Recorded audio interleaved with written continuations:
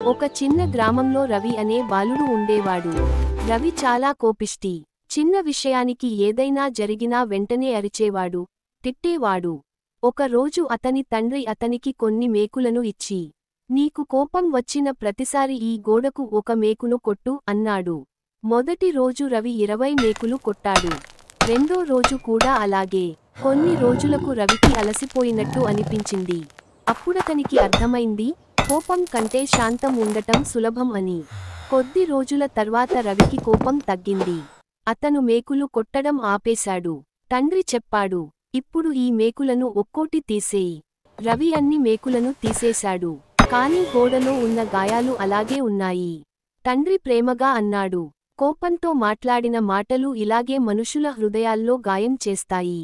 మేకులు తీయొచ్చు, కాని గాయం మాత్రం అలాగే ఉంటుంది. రవి అర్థం చేసుకున్నాడు. ఆ రోజు నుంచి అతని మాటల్లో మార్పు వచ్చింది. నైతికం: కోపం మనల్ని కాదు, మన సంబంధాలను గాయపరుస్తుంది. మాట్లాడే ముందు ఆలోచించడం, అది గొప్ప గుణం.